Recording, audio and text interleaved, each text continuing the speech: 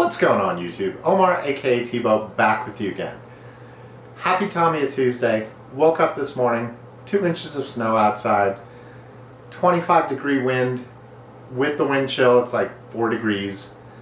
As much as I want to go out in the snow and make a video for you guys, I'm not going out in that stuff. So next best thing, what do you do when you're snowed in? You build a kit. Today we are going to start the build on the Tamiya Super Astute. Pretty excited. I pre-ordered this kit as soon as I heard that it was being released. I've actually had the kit now for a month, something like that. But very excited to build this. This is one of the kits I never had. During the time that this came out, I want to say it came out in 91, maybe 92, I could be wrong, but it's early 90s. And hence the gorgeous, gorgeous 90s neon colors, and why I'm wearing my lovely Progress Daily neon sweater to go with it. But never had this car, always wanted one, think it's a cool buggy. At the time that it came out, I was in college, so I had my mind on other things. I was doing a little bit of RCing. I had a Pro SC. I was going to school at the University of Arizona down in Tucson at the time, and I would take it out to the local tracks that we had there and go run. And that is what I was racing at that point. Been a Losi fanboy for a long time. But I'm more so a Tamiya fanboy than anything else. I hate that term fanboy, but I mean, it adequately represents people who enjoy something. Anyways, I have the Super Astute. We're going to do the build series. As far as the equipment that goes on it, I have a Hobby Wing XE Run brushless combo. It's their XE Just Stock ESC and a 13.5 motor. I hemmed and hawed between going 10.5 or 13.5.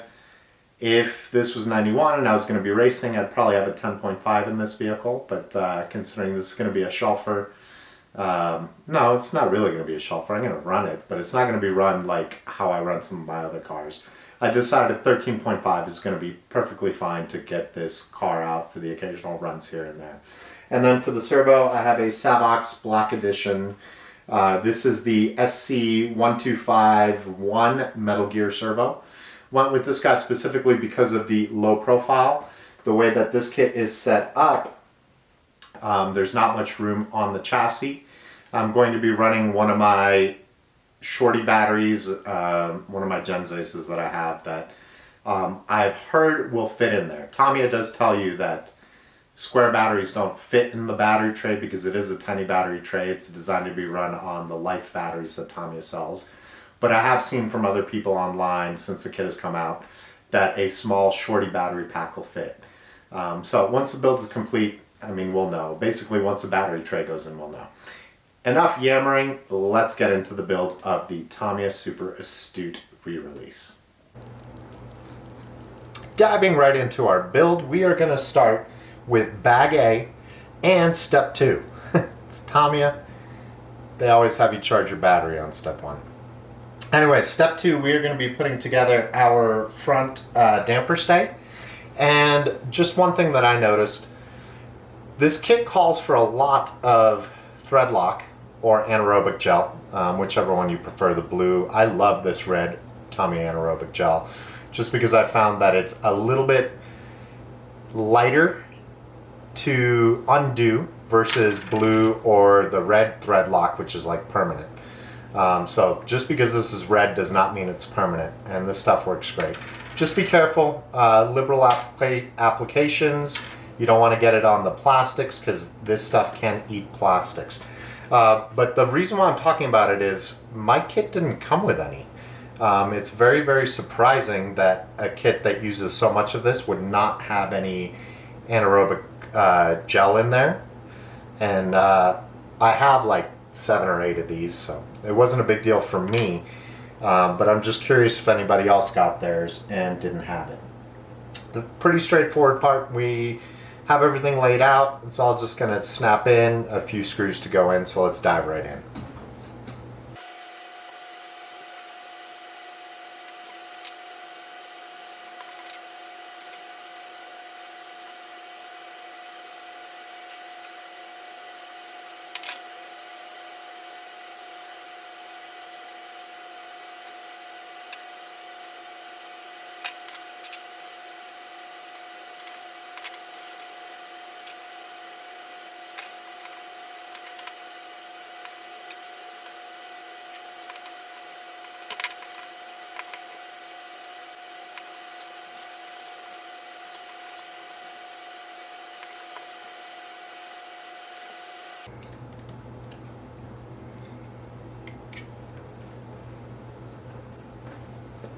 In step 3, we are going to attach our front damper mount to our chassis. Be aware of the cuts because you want your screws to be flush when they go in. So pay attention to that direction. And if you've never used press nuts before, what a press nut will do, and I don't know if my camera will get this in, you can see that there's some burrs on one side of it. So that is going to bite itself into the plastic or carbon fiber or whatever you're putting the press nuts into. It's very important that the press nuts go in there and get pushed in. The only place in this whole kit that you want to be careful with that not to go too far are on these two little guys here. These guys will go almost all the way in, but you'll probably still see the burrs. Why you want to be careful is that you have plastic in between your front damper stay and your press nuts and your screws. If you go too tight, it is very simple to break the plastic that's there and put too much stress on it.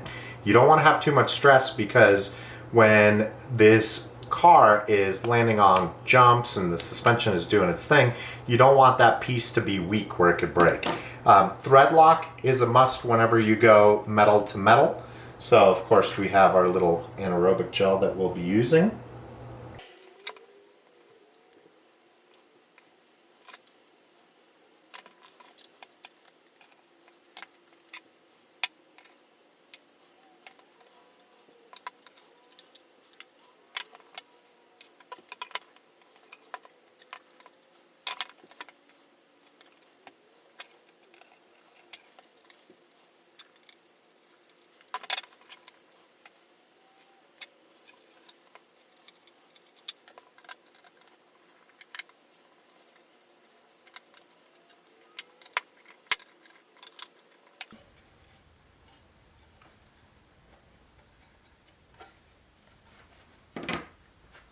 Step 4 is assembling our upright holders, or C-hubs, whatever you want to call them. This kit has a lot of these little metal bushings.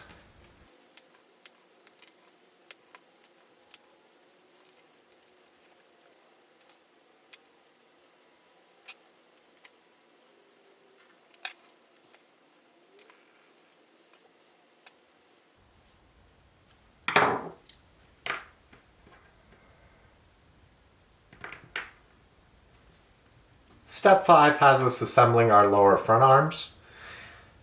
The only thing to be aware of on this step is that your two eyelets, they're two different sizes. There's an M10 and an M11. One is larger, one is smaller, and then your space between these is going to be 30 millimeters. Continuing with step 5, the only thing to be aware of is these guys are directional. There's an A and a B, so I just made sure to put them where each one is supposed to go. That way I don't lose track of it.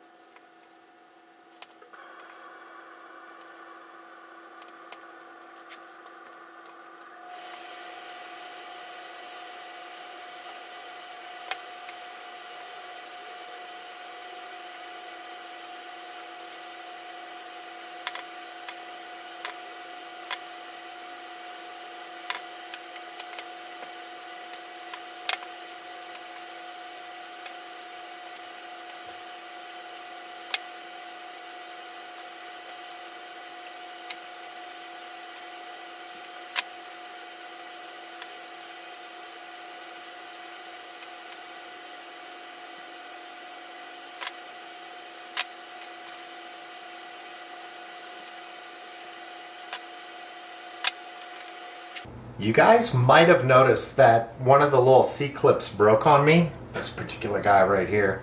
So when I was pinching it down with my needle nose pliers, it just folded in on itself. I'm hoping that Tamiya gave some extras in this kit, like they usually do. If not, I'll have to root around and find a replacement for that one. Step 6, we are going to attach our front lower arms onto our chassis. And by the way, I did count on the Eclipse and went through the instructions. Apparently they give you 2 extras. So I have 1 more should I make a mistake. And if you caught on the last one, anytime I have Eclipse going on anything, I tend to put one of the ends in first, just so it's in place and I don't have to worry about doing it on the model.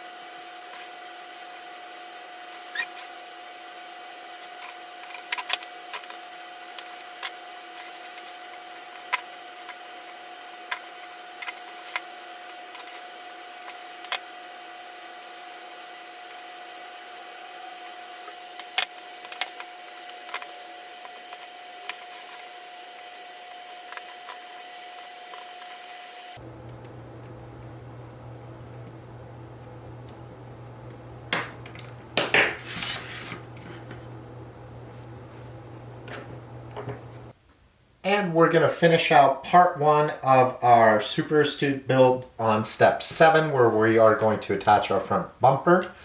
It's the only step that actually uses some hex screws other than a grub screw, which we're all accustomed to using. It's interesting that Tamiya did include a hex wrench for that.